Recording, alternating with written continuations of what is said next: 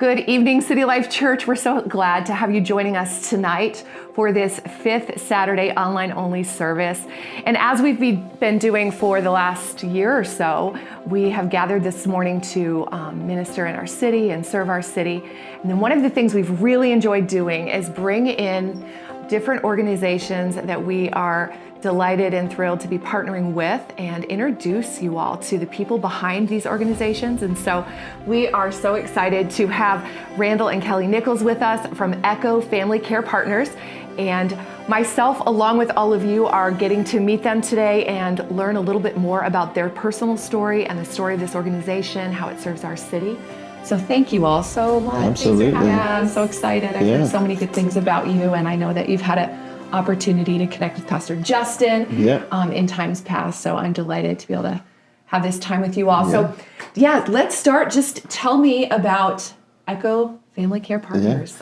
Start wherever you want to start, because we want to hear all about it. I'll tell you that the first pastor that I think I reached out to was Justin. Just knowing his history and knowing they were walking through adoption, and just thought, man, we got to find some kindred spirit, in trying to understand the needs of the families in the community. But for us, I mean, it was an adoption, 2 adoptions, and seeing our community surround us and feeling like we needed to try to create some community for other families who might be interested in opening their homes for adoption and making that a reality for more and more families. So that's kind of the impetus for us, where it really kind of became a reality, was how can we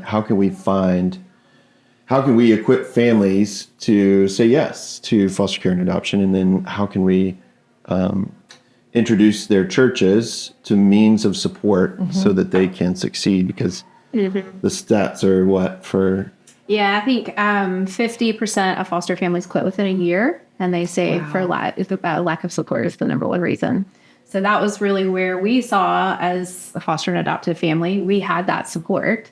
In fact, our youngest came to us. He was on a staff retreat, and I got a call from our caseworker. Our home study, I think, was maybe expiring that month. So we were kind of like, we're done. I think a week before, we literally had high-fived, like, we're done. Done with the baby phase, like, moving on 4 kids, even number, like, party of 6. There you go. And then I got a call from our caseworker, and she said, hey, we have a baby with Down syndrome, and she's on oxygen and a feeding tube, and she's in the NICU, and her mom is choosing to make an adoption plan. What do you think? And I was like, you want us to help advocate? Like, absolutely. And she was like, well, I've been doing that for 3 weeks. I'm thinking maybe you guys might be the perfect family for her. And I was like, well, yes, but maybe I should talk to Randall. So I called him at the staff retreat, said, hey, walked him through that. And he's like, wait, what? How old is she? No, we're not. No, baby. Like, we high five. Right, exactly. This is supposed to be a done deal. Yeah. And so I was like, okay, think about it tonight. And so I think the staff said he wore a path in the, walking back and forth, just pacing. Wow. And that morning said, if God's opening the door, we're going to walk through it, of course. And what I say is the reason her yes was so easy is because we have been so well supported through our adoption with our other daughter that we knew we could do it. We knew we could. And so we were able to say yes to her and all of the medical things and all of the things that came with it. But we also know that, he was at the time a worship leader in a large church, fairly visible. No one at that point had adopted, especially, special needs. And so we knew that we were blessed to have that support, and not everyone was. So we kind of questioned, what would it look like? Do other people need support? It seems like yes.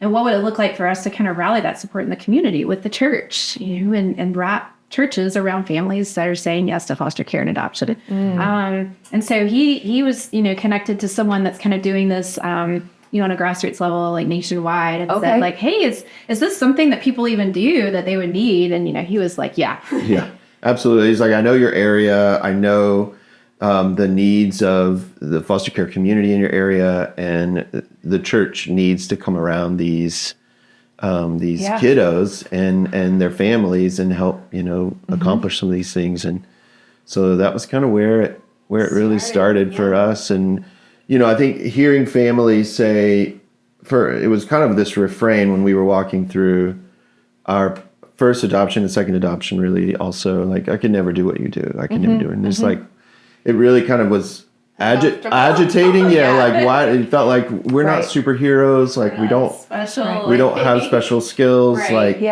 So what does that mean? Like when you look at us and say I can never do it, what does that mean? Like what does that gap feel like for you? And what it came down to was support. Like we don't feel like we could get the support that you guys got for this, but we would, if we could, man, we would open our homes in a heartbeat.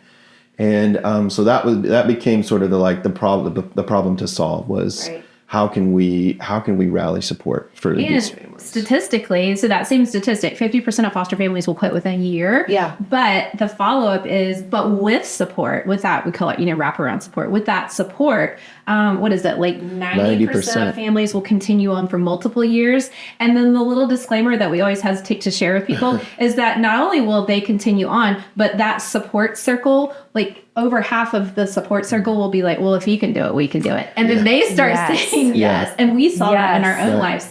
Our inner circle was like, yeah, we know you guys. It's contagious. I've seen that happen in church communities. They're specifically. Like, we can do it. Yeah. If someone does it, they do it successfully, and they kind of answer the question, could I do this for people just by living it out before them? Yeah, absolutely. So when you guys say support, I'm going to start at the beginning because this is not my lane. So I'm really excited to learn more. And forgive the question if it's, a dumb question, but help me understand when they need support, what have you found they actually need? What does that umbrella word support break down into in practical ways? So, I mean, what we kind of break it into is two lanes. So there's the tangible resources and then there's this like intangible support care. Yeah. So the tangible resources are the, hey, we've got a sibling set showing up to our house in an hour of 5 kids, and we technically are approved for 5 kids, but we only have a bunk bed. So we need 3 more beds. Yeah. And kids show up barefoot, minimal clothes. Sure.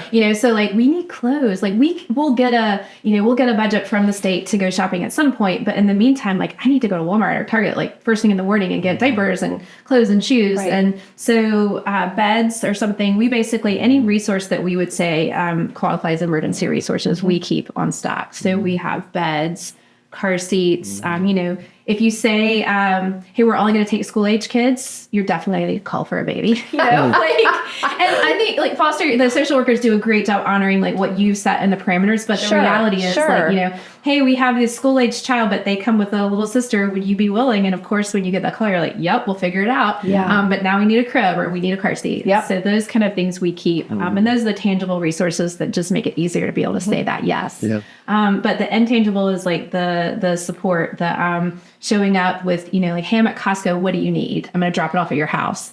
Like just knowing that someone is kind of there thinking of you, you're not alone. Right. Yeah. And just those kind of like, I'm praying for you. Or like we had people that, when we were walking through the adoption again, because both of our little girls had medical needs that came, late as well. So we had spent a good bit of time in the hospital.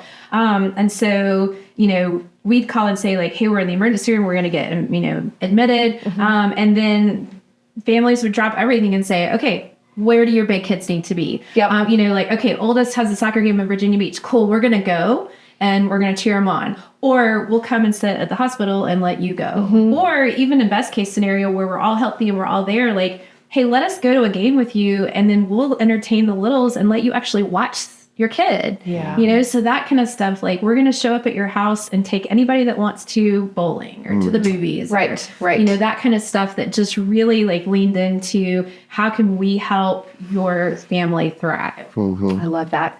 So it sounds like people that are positioned in church families, right? In community and meaningful, two-way covenant relationship type, committed, Jesus honoring friendships. Yeah. Man, they are perfectly positioned as I hear you talk to do that, whether it's opening their home or being part of that village and that community that brings support. And I know we've had an opportunity within our church to be able to do a little bit of that. That's really interesting. So when did I didn't ask a year. How long has Echo been around? Yeah. 5 years, actually, this year. 2019. We kicked it off in August. Right in time for COVID. Right in time. So he actually, that up quickly.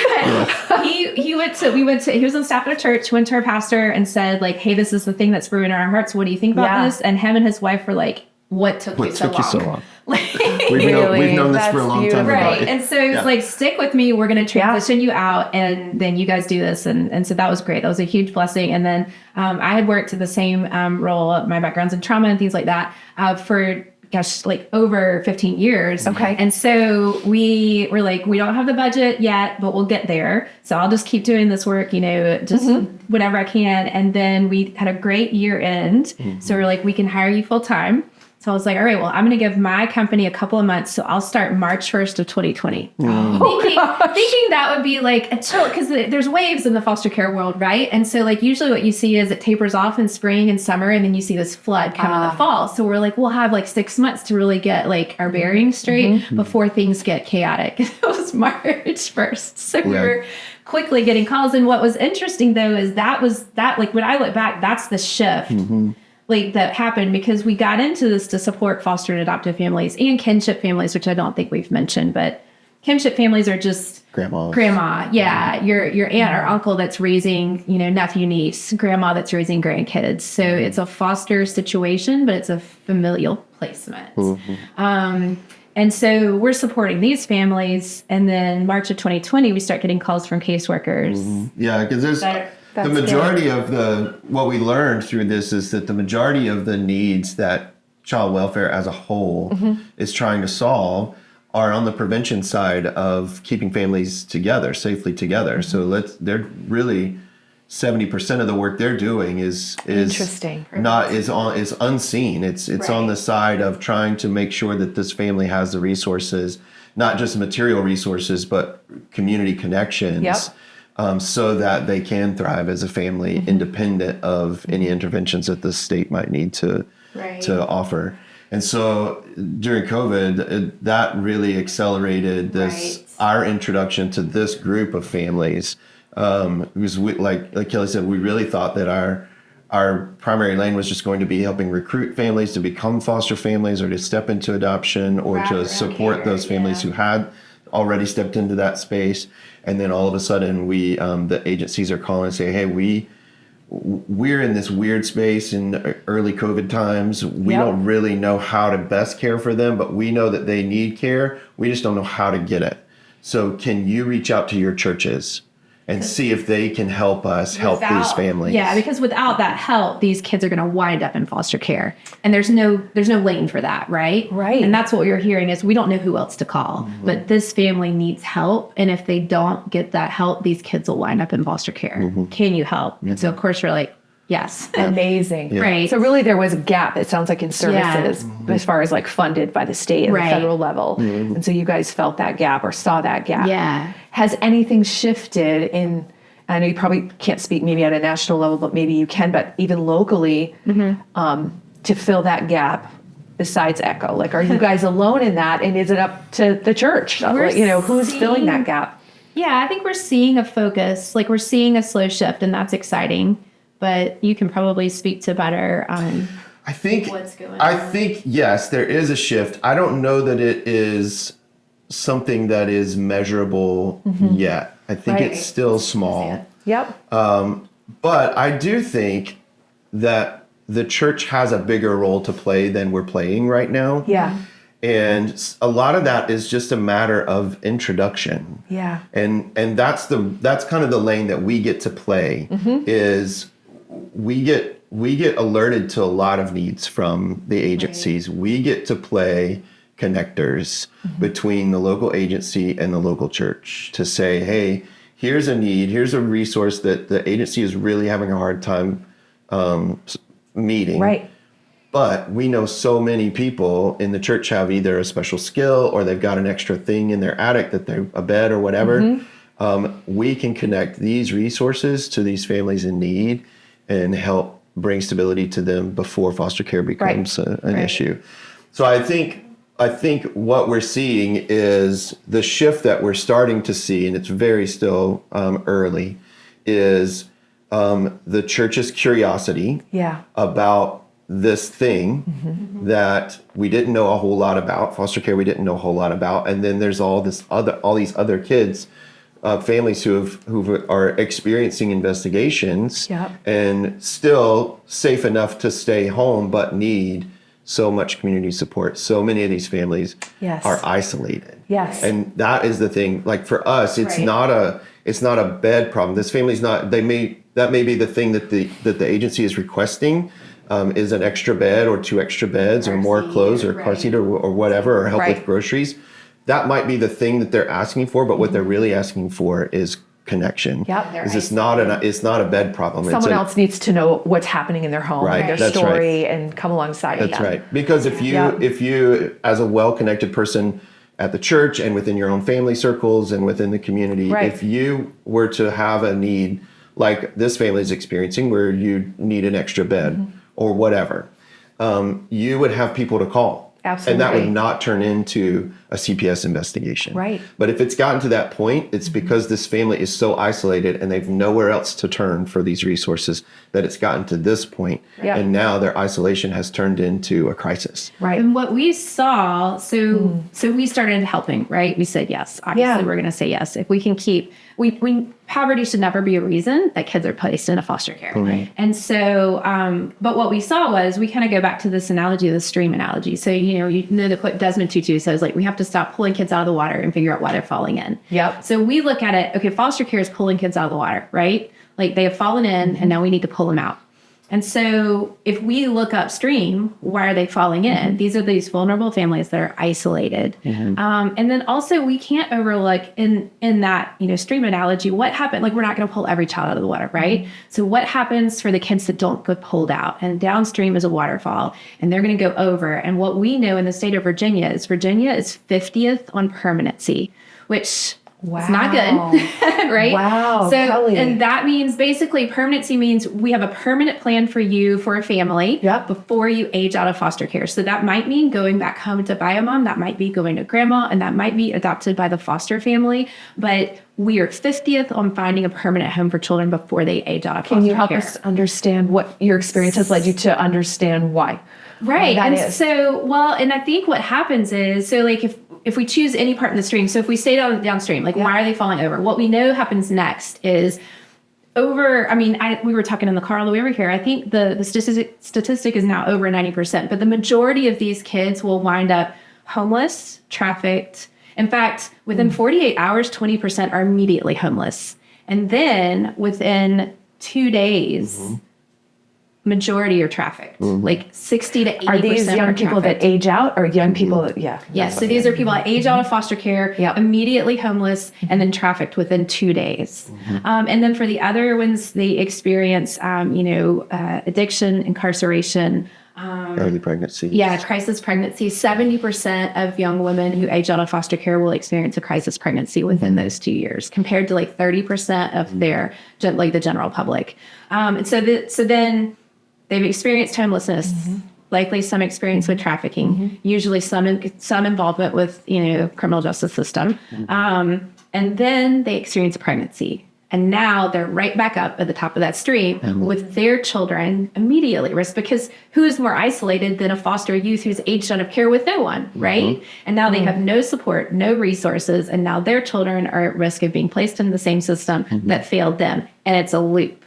So if we talk about why are we there, it's because we haven't caught them anywhere in the stream, and it just keeps happening.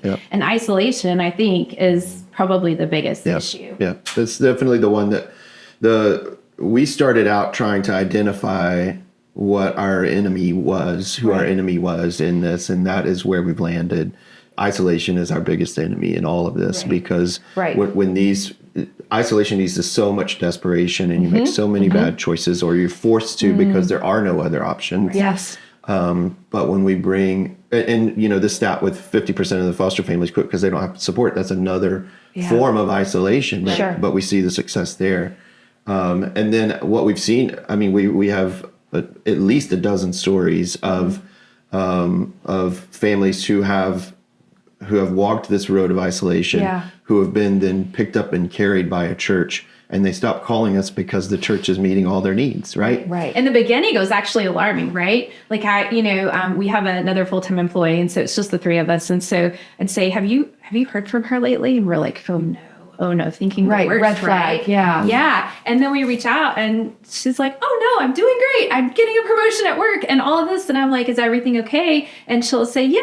yeah, oh, so-and-so is watching him this weekend, so I can do an extra training, and so-and-so. And it's like, you've got people now. You have Wow. a church, you have a community. Sure. And so you're not calling because you have people. Like, life happens, things get crazy, like, your car breaks down or whatever. Yep. Like, these things that before would throw you into a tailspin of crisis, right? Yes. But now they're still happening, but you've got people to call. Yep. And that's the game changer. Yeah, that's Wow. always the goal for us too. Like our hope is that we are able to remain invisible Yeah. and let the church be at the point of care love for these that. families. So when a family is able to look back on the success that they've gained, they're not saying, I did this because Echo was able to do this, but because City Life stepped in, or because whatever church. Right. Because I have a church. Because I have a people. connection now to Yeah. this church. Yep. Yep. Yeah.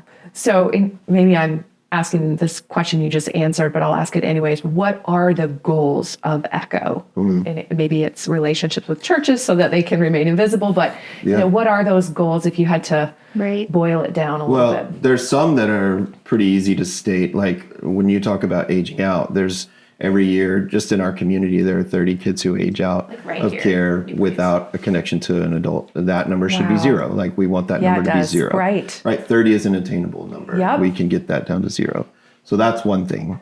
And I think the other is that when an agency gets in a situation where they're looking for resources, that their first call is to one of the churches in our network, or through us to one of the churches in our right. network, so that they're not so stressed about finding the need, so that they're able to get the need met quickly, and this family can find the stability they need before things continue to snowball. I mean, ultimately, we would want every family to feel stable and connected Right, in right. community. But I mean, on the large scale, like our lifetime goal for this work is that that every family has a stable connection to some form Love of that. community, and that we're able to interrupt or significantly reduce or even eliminate the need for foster care, for families to need foster care interventions. Yeah. Because the church has stepped in and become aware of the needs that isolated families are experiencing, Right. and are able to catch them before they fall into the stream. Right, right. Yeah. That's so good. So with those goals, what are Echo's greatest needs? Oh, yeah. So, we run in a lot of lanes. So resource-wise, we try to pay attention to what is being asked, what is needed. Right. So we don't want to do, something put a lot of effort and resources behind something that maybe is not needed. So like every year since we started, we've done a back to school event that's provided shoes, but now we just heard in the last week, we've heard about like 2 different events providing shoes. So we're like, oh, we maybe don't need to do that again. Like, Right. let's make sure we're putting our time and energy around like needed things, and really lean in on partnerships of people that are already doing things, and we Yeah. all collaborate. So in that we pay attention to, and Randall said, like beds are a big issue. Something that, when CPS, the Child Protective Services, they're called. Yep. What are the things that would prevent or would require a child be removed from the home, or what would prevent a child from going back home? Beds are a big one. Can't be sleeping on the floor. And we do get calls, like mom and 5 kids are sharing a twin bed on the floor. And so they need, 6 beds. And that's where like God works amazingly, because we don't have the space to store 6 twin beds, but we'll get a call one week and say like, hey, we just bought a house and it's furnished and we have 6 beds and I don't know what to do with them. And then we get a caseworker call that's like, hey, we have a mom and 5 kids. And we're like, yes, I love it. I did see on your website there's a area that's like weekly needs almost, if I remember correctly, and it was really detailed and really attainable. I would say, absolutely. Like you could check, you could have an impact and check that off. Yeah, absolutely. So I loved And that. that's one of the things that he does kind of through this database system. But yeah, it's like, hey, mom needs, we need a full-size bed for mom, and we need a toddler bed for little one. We need 5 twin beds. We need 2 car seats and a double stroller. Like those needs that we get, we try to keep those in stock, and it's kind of rolling in and rolling out constantly. So sometimes we have it and we're able to just do it immediately. And sometimes we do need to put it out there. Like, hey, we have this need. So things like that. And then we were always getting calls for diapers, just always. Yeah. And so I guess, was it almost 3 years ago now.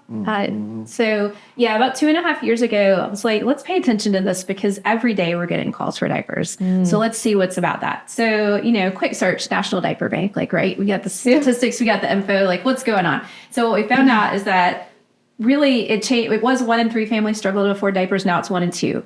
1 in 2 families struggle to afford diapers. We're like, well, if that alone tells us that we need to be helping, right? Yeah. No other state program like WIC, Medicaid, none of those pay for diapers. Really? Yes. So there's no state assistance for diapers. But here's the big That's thing. mind-boggling to me. Right. Yeah. Wow. But the bigger issue is that if you do not have diapers for your child, they can't go to daycare. Now, if you can't go to if they can't go to daycare, you're not going to work, right? Right. And if you're not going to work, you're not getting paid. And not having diapers 1 month directly impacts not getting paid, not being able to pay your bills, and being evicted. And so we see people that are living in isolation that don't have those, that safety net, that security net, not having diapers. It's this bill juggling. Okay, I have to buy diapers so they can go to daycare, so I can go to work, so I'm not going to pay my water this month, but I'm going to pay this, or I'm not going to be able to pay my rent, but I'm going to pay it late. Right. And it's this constant juggling, and it leads to eviction. It leads to homelessness. It leads to parents sleeping in cars, and then CPS getting involved, and it's diapers, right? It's diapers. On average,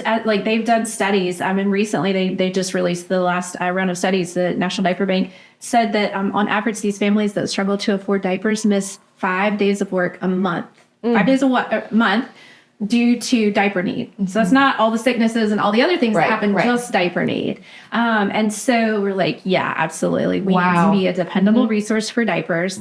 And so we started a monthly diaper distribution. And I think in the beginning, it was 30 families maybe. And it quickly, WIC is saying, oh, y'all do diapers? Great. We'll refer people, caseworkers are like, yes, okay, this is so needed. We need diapers. And that grew. Now we have space to, our budget will allow us to serve 200 kids a month. Okay. And we have it tiered out, highest needs get priority. And then that fills up in about 1 to 2 minutes. And then we have around 700 to 900 kids on our wait list every month. Yeah. So that tells us we're maybe meeting 10% of the needs. Wow. Just in Hampton and Newport. And really not even just in Hampton and downtown Newport News. Yeah. Wow. Yeah. Okay. And the success just in the short 2.5 or 3 years that we've seen, our goal with it was that it would help alleviate some of the burden that is sending families into these crises where foster care has to get involved. Right. And at least with the families that we have been able to serve,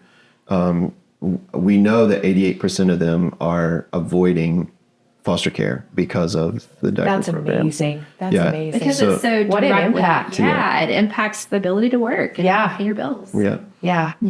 I don't think everybody would connect those dots. So that's really powerful to understand that. Absolutely. Yeah. Some of the needs that we have, I'll just, shamelessly throw this out. No, These are absolutely. You have the ear of city life right now, so I'm inviting you. What do you want to say to us? These are things that we would love to be able to do that aren't. She mentioned we're meeting a fraction of the needs of diapers. Obviously, we would love to meet 100% of the needs for diapers. Right. That's a space capacity for one, and a financial capacity, or just more partners and individuals donating to the monthly thing.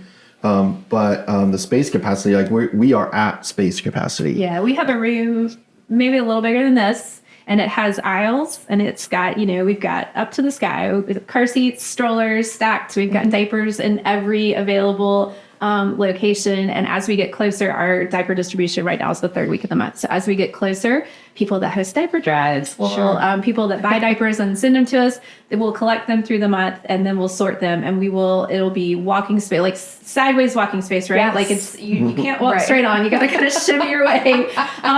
So space constraints for sure. We're limited, because we will get calls like, hey, I have a stroller. Do you need it? We have 2 strollers right now. Now, the chances of these 2 strollers going out before the end of the week are great, but I don't have space for a 3rd stroller. So if we had a bigger space. Yeah, we need some sort of warehouse space. Yep. And where are your offices located? We're in Right Hampton now. now. Okay. On Todd's Lane. On Todd's Lane. Okay. But and we would love, so if anybody knows where a warehouse is Right. that is That'd be empty and awesome. looking for new tenants, we'd love to talk and just see, how we can That's so make good it to work. know. Yeah. Yeah, because we're gonna need something like that. The other thing that we need is, this is a request that comes to us so frequently Yeah. that we have just heartbreakingly never been able to meet, and that's daycare needs. You can imagine that a single mom, let's just play this imaginary scenario out. It's not all that imaginary because it happens pretty regularly.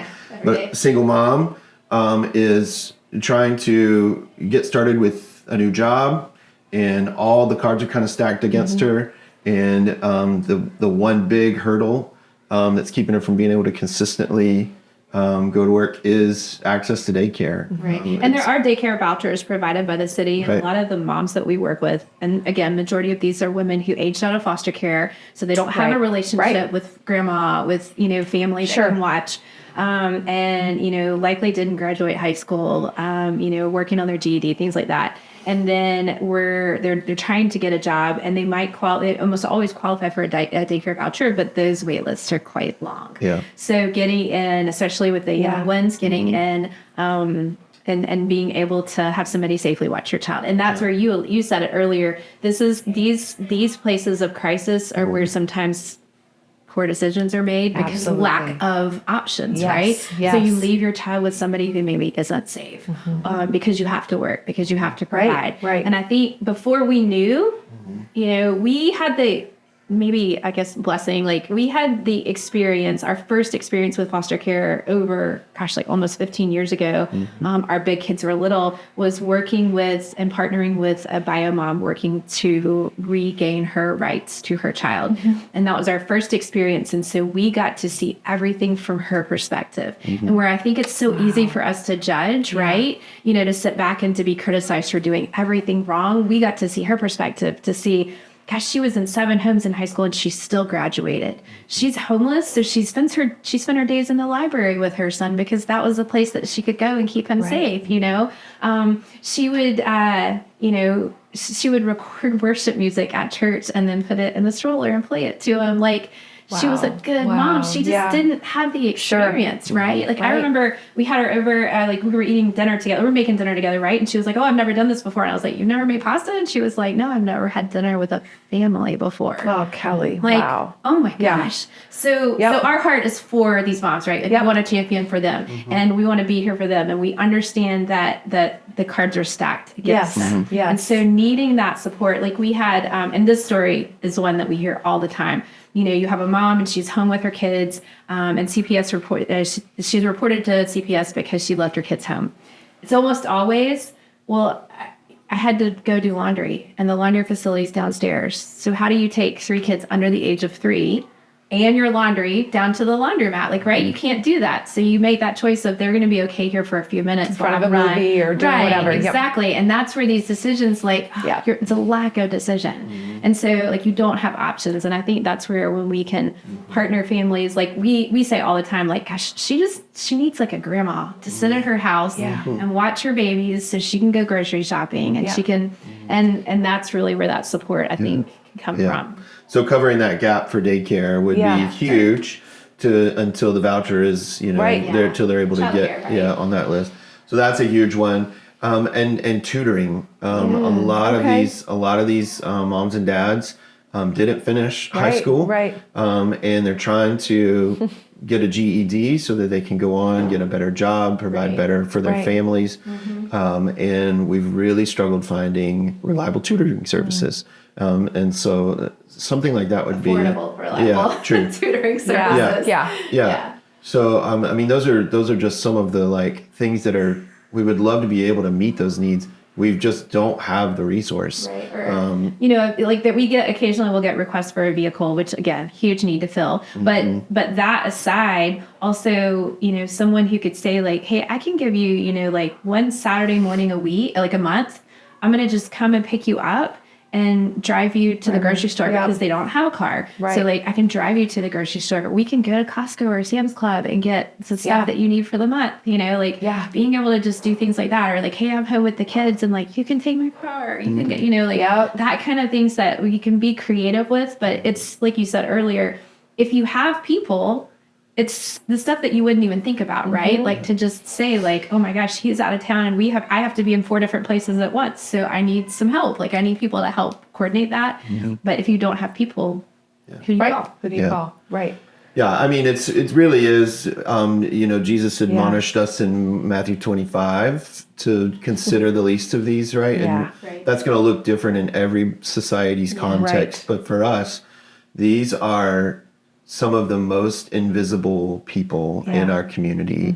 And if that is how we define the margins, the marginalized, the overlooked, the forgotten, these are the people that Jesus is inviting us to Absolutely. to find Yep. and to care for, and so I think that's what kind of drives us, but it also is what we're eager to do in partnership with the churches in our Right. community, because that. nobody else in the community is set up to do it Right. like the church is. No one else can sustain it like the church Yeah. can, and obviously no one can love like Jesus Yeah, right. except for the church. So good. yeah.